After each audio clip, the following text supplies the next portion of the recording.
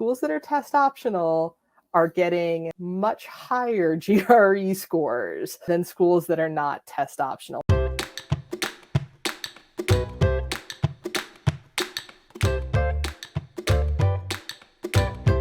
There is a really massive misunderstanding about what test optional actually means. So let's talk about what optional means. And especially let's talk about it in contrast with like, we don't take scores or we are test blind, because that's a thing that exists. It's more common kind of at the undergrad level, but it's something that exists in some places. And that is where truly they just will not take your scores, or you can submit it, but they will not look at it. And I think that's what a lot of people hear when they hear test optional. That's not what it means. Test optional means you do not have to submit a score.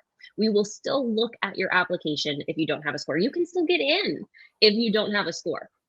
But if you do submit a score, we are going to look, and it is something that's just another factor in the application. All right. So like Jen was saying, it's kind of rare where that test score is the only distinguishing factor, right? It's the only thing, and it's going to get you in if it's the one thing that's different between you and another applicant. And while that's the case, it is a factor. It is something that is there. It is something that can help, like we were talking about, accommodate and kind of balance out other things on your application. It is something that can kind of push you above a threshold in combination with other things, right? It's another opportunity to show that you are strong in quant, either just say that like this is a skill or something that you're strong at across your GPA and your test and your experience in the workplace, or it can be something to balance it out. So it is a factor. They will look.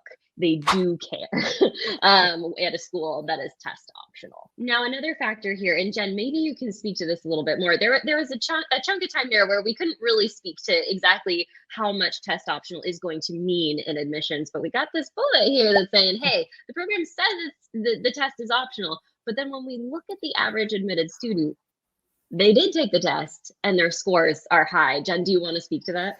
Yeah, so this is definitely something that's developing. And, I want to also acknowledge that, as Erika said, this is something that's really taken off in the past couple of years. And partially, the big reason it took off was because of the pandemic. There were lots of inequities and access to the digital only test. It was hard to do. And then when test centers started opening up, there were lots of inequities about where test centers were opening up and the ability to go and who could go to an in-person test. So there were these sort of material conditions that affected this. So we have this like stream of schools that were going test optional. Anyway, I belong to a school that shortly after I joined got rid of the test. We do not actually, we're not test optional. We don't take the test for most of our programs.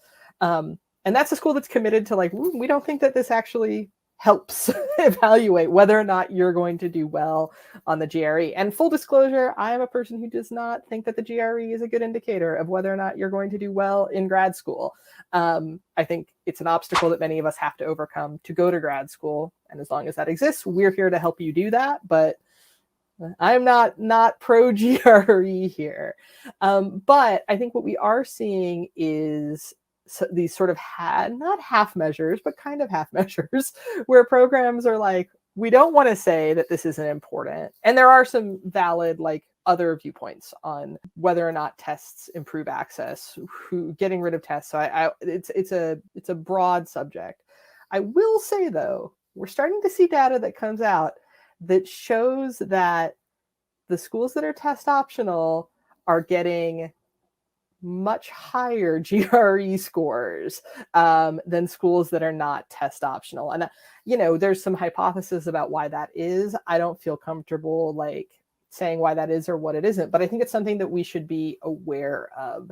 And so I would say personally that if I was doing my research and I saw a school that said it was test optional, but I saw that like the average admitted students numbers for the year before had high scores, doesn't necessarily inform what I need my score goal to be, but it would tell me I should take the test in that case. And I would advise a student to take the test in that case, because it's not causation. It could be correlation. It could be that like the students that have the high test scores also have the other parts on their application that, it doesn't necessarily But from what we can tell, I would say that would be a case where you want to take the test. I don't know, Erika, what would you advise a student in that case? I mean, again, coming at it from test prep, I advise if the school is not fully test blind, they do not take the score. If it is optional, you should take the test. You should do it. And if your score is even average for that school, you should submit it. The only case where I would say maybe don't submit your score would be if it is like actively detracting from your application.